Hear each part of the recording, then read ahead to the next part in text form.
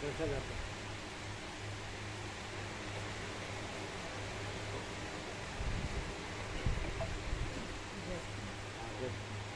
પ્રસાદ આપો. માણસો જવું માણસા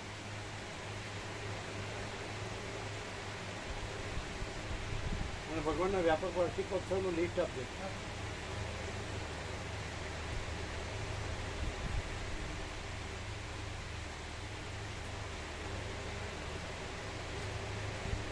હા ચાલો. એટલે ખ્યાલ નથી આવતો નહીં કે આ શું વંચાય છે સંભળાય છે ને આ શું પ્રકાશ શું સંભળાય ખબર પડે ડિફરન્સ ના. તમે તેમ કહો છો નથી નથી કે પ્રકાશ કરે.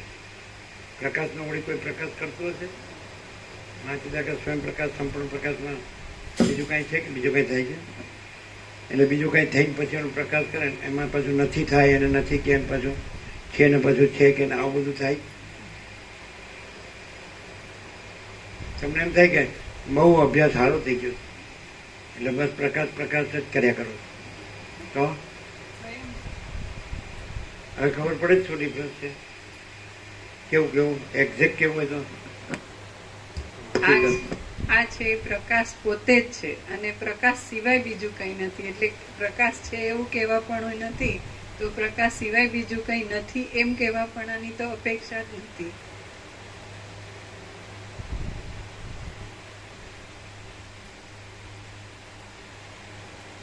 હે કકુસ્થ વંશી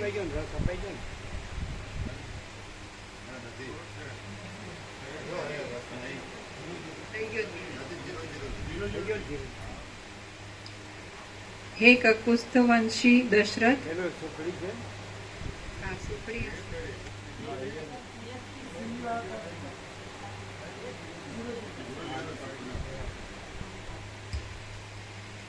હે કકુસ્થ વંશી દશરથ, વશિષ્ઠ આદિ તમારા સર્વ મંત્રીઓએ પણ ખબર પડે જ ને આ બધું છે એમાં આ દેહનું હું મારું છે. આ બધું છે એમાં દેહનું મારું છે ને હું જગત છે એ નથી અને હવે વેદાંત બ્રહ્માંડ છે એ નથી અને આકાશ છે મોટો આખો કેવળ પ્રકાશ છે ને આકાશ એ નથી ને આકાશમાં બધું દ્રશ્ય બ્રહ્મ એ આકાશ બ્રહ્મ એ નથી દ્રશ્ય હું બ્રહ્મ એ નથી કોઈ બ્રહ્મ નથી અને કેવળ પ્રકાશ આકાશથી પણ મોટો આખો કેવળ પ્રકાશ ખબર પડે. અનંત પ્રકાશ અનંત આનંદ અનંત શાંતિ ખબર તો પછી આમ હું રહી મથ્યા કરીએ તો કોઈક ઠેકાણું પડે. એટલે બેમાંથી એકે બાજુનું મથવાનું છે. અજ્ઞાન અંધકારનું મથવાપણું છે, પ્રકાશનું મથવાપણું છે કે પ્રકાશ સ્વયં પ્રકાશ છે અને બીજું કાંઈ છે જ નહીં. તો એમ લાગે કે આમ બોલવામાં તો બરાબર છો પણ અમારે જેવા જ લાગો છો. તો આમ લાગો છો કે વાગો છો? બહુ વાગો છો.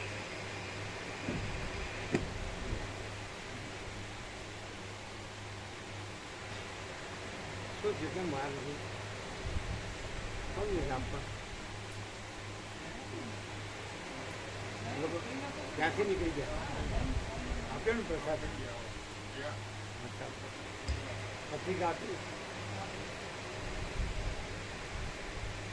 હે કકુસ્થ વંશી દશરથ, વશિષ્ઠ આદિ તમારા સર્વ મંત્રીઓએ પણ આ વિષયમાં સંમતિ આપવી યોગ્ય છે.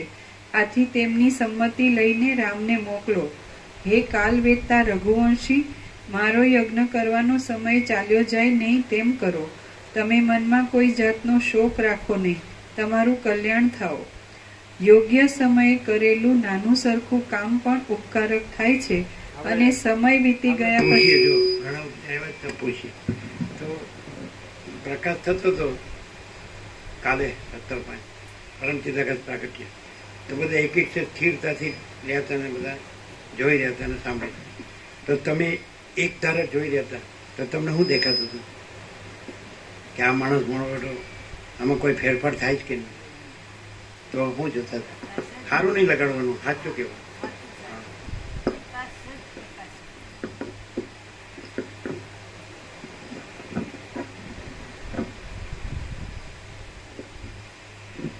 આમ એક ધારા તમે જોઈ રહ્યા હતા ને, તો શું જોઈ રહ્યા હતા? એટલે આ માણસ છે સારું બોલે છે, તો પ્રકાશ તો અનંત છે, કાંઈ આટલો થોડો છે?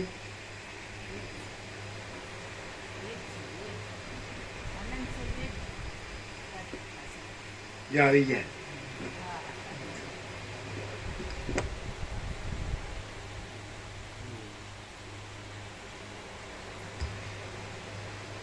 યોગ્ય સમયે કરેલું નાનું સરખું કામ પણ ઉપકારક થાય છે અને સમય વીતી ગયા પછી કરેલું મોટું કામ પણ નકામું નીવડે છે.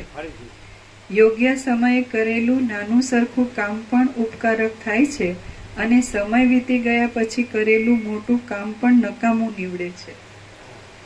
યોગ્ય સમય, આ જેને નથી મળ્યું એને તો દોષ નથી, મળ્યા પછી પણ ચૂકે તો પ્રકાશ એટલે પ્રકાશ, પછી તો પરમ શાંતિ જ છે, આત્માની સાચી શાંતિ છે, જે આપણને જોઈએ છે એ છે. એટલે યોગ્ય સમયે કરેલું નાનું કામ પણ ઉપકારક છે અને સમય વીતી ગયા પછી મોટું કામ પણ પછી નિષ્ફળ છે. એવું કેમ કેવું પણ નિષ્ફળ છે? કામને સમય સાથે શું નિષ્ફળ? ગમે ત્યારે તમે કરો નાનું મોટું, તો સફળ નહીં. કેમ? યોગ્ય સમયે કરેલું નાનું કામ સફળ છે ને સમય વીતી ગયા એટલે ચોકડિયાનું બાત થશે કે આ અમૃત ચોકડિયું છે ને આ કાળ ચોકડિયું છે. તો સમય, યોગ્ય સમય એટલે શું અને અયોગ્ય સમય એટલે શું? અહીંને અત્યારે જ આ થવું જોઈએ ને એ સિવાય બીજું જે કંઈ પણ માને છે ખોટું ભ્રાંતિને સાચી માનીને કંઈ પણ કરે છે તો સમય શબ્દનો અર્થ શું અહીંયા? યોગ્ય સમય અને અયોગ્ય સમય એવું કીધું. યોગ્ય સમય એટલે કે વસિત પ્રકાશ મળ્યો એ યોગ્ય સમય, અને એમાં રહ્યા એટલે નાનું સરખું કામ પણ સફળ. નાનું એ નથી કારણ કે જન્મ્યો જ નથી, અને પ્રકાશ એટલે પરમચિદાકાશ પરમજ્યોતિ અખંડ જો છે જ, એટલે પરમચિદાકાશ પરમપદ પૂર્ણ વિશ્રાંતિ છે જ. એ નાનું સરખું જ નથી પણ ભ્રમ સાપેક્ષ નાનું સરખું. અને અયોગ્ય વસિત પ્રકાશ મળ્યો એટલે આપણે પોતે જ પરમચિદાકાશ પરમપદ પૂર્ણ વિશ્રાંતિ છીએ. અને અયોગ્ય સમય એટલે જે આ હું ને જગત ને હું ને મારું નથી એ બધો અયોગ્ય સમય. એ કરેલું મોટું એટલે આપણે તો ન્યાલ થઈ ગયા. અત્યારે એમ કે ભૌતિક જગતમાં જે જોવે એ બધું આપણને મળ્યું, એ અયોગ્ય છે. સમય શબ્દ નથી, કાળ શબ્દ ટાઈમ વાચક નથી. યોગ્ય એટલે પ્રકાશ અને અયોગ્ય એટલે ભ્રાંતિ. સમજાય? આ રાજ્ય ભોગોલક્ષ્મી, અહમન વાસના, આ દેહ હું, મારું જગત, અને એમાં બધું સ્ત્રી પુત્ર ઘર ધન માન પ્રોપર્ટી સોનું આ તે ફેમિલી ને સમાજ દુનિયા લેવડ દેવડ સંબંધો રિલેશન આમ તેમ, સારું પહેરવું સારું ખાવું પીવું સારું હરવું ફરવું સારું જોવું જાણવું માણવું અયોગ્ય. જે કંઈ દ્રશ્ય અસ્તિત્વ રહિત છે એનું બધું અયોગ્ય સમય. અને જે પરબ્રહ્મ અખંડ સચ્ચિદાનંદ, જે પરમ સત્ય પરમ તત્વ છે એ યોગ્ય. કામ કરવાનું શું છે કે એ જ હું છું, સાચો હું જ છું અને ખોટો હું છું જ નહીં, બસ પતી. નાનું સરખું કામ છે, હાવ નાનું સરખું કામ. અને યોગ્ય સમય વસિત પ્રકાશથી હું પરમ ચિદાકાશ પરમ ચિત્ય અખંડ જ્યોતિ છું. હું દેહ ને આ જગત ને આ છે જ ને, આનું અસ્તિત્વ દ્રશ્યમાં જીવ જગત કે દ્રષ્ટા દ્રશ્ય છે. આટલું જ નાનું સરખું. એ સાપેક્ષ ભ્રમ સાપેક્ષ કીધું છે. તો હું પરમ ચિદાકાશ પરમ જ્યોતિ અખંડ જ્યોતિ મૂળ તત્વ તો છું, અને આ તો થયું જ નથી, જન્મ્યો જ નથી. એટલે નાનું સરખું નથી, પણ ભ્રમ થયો હોય કે હું જન્મ્યો છું તો નાનું. હવે હું પરમ ચિદાકાશ પરમ જ્યોતિ અખંડ જ્યોતિ, હું આ નથી, ના જગત નથી, આ ભ્રમ છે, અસત છે. જેમ આકાશમાં નીલ રંગ દેખાય છે પણ એ કોઈ આકાશમાં કોઈ રંગ નથી, એમ પરબ્રહ્મમાં જગતરૂપી રંગ એ ભ્રમ જ છે, એ છે જ નહીં. બસ આટલું જ. આનો જગતનો ભ્રમ થયો હોય, છે નહીં એવો થયો હોય તો પરબ્રહ્મ છે. હું કેવળ પરબ્રહ્મ અખંડ સચ્ચિદાનંદ છું, અને હું આ અને આ હું ને આ જગત આ ભ્રમ છે જ. ક્લિયર? ભ્રમ સાપેક્ષ નામ સરખું, ભ્રમ નથી એટલે. અને ભ્રમનું જ બધું એટલે મોટું. અયોગ્ય સમય, અયોગ્ય સમય. પણ માણસ હૃદયથી તૈયાર હોય અંતરાત્મા છે તો પોતે જ છે. અને ખોટો પોતે નથી, સાચો પોતે છે, પણ બોલવામાં નહીં, વર્તવામાં. એમ વર્તનનો વિષય, વર્તન છે એ સાચું છે, વાણી સાચી નથી. વાણીનો વિવેક સાચો નથી, વર્તનનો વિવેક સાચો છે. એવું છે ને, અહીં લખ્યું બધું આવી ગયું છે. પ્રકાશ તો ફોડ. વર્તનનો વિવેક છે, વાણીનો વિવેક નથી. ખાલી બોલવું એ વિવેક, એ જ્ઞાન નથી, પ્રકાશ નથી. ન બોલે તોય પ્રકાશ, અને બોલે તોય પ્રકાશ નથી. એને અયોગ્ય હોય તો પછી, ભ્રાંતિ હોય તો પછી તો પ્રકાશ, ભ્રાંતિ પ્રકાશ બોલે એ પ્રકાશ નથી.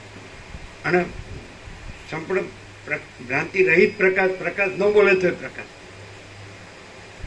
ભ્રાંતિ સહિત પ્રકાશ, ભ્રાંતિ પ્રકાશ બોલે તોય પ્રકાશ નથી. અને સંપૂર્ણ ભ્રાંતિ રહિત પ્રકાશ, પ્રકાશ ન બોલે તોય પ્રકાશ. કેવું કેવું બધું ઊંધું ઊંધું ચાલે. પ્રકાશ બોલવામાં બધામાં સંપૂર્ણ ક્લિયર છે.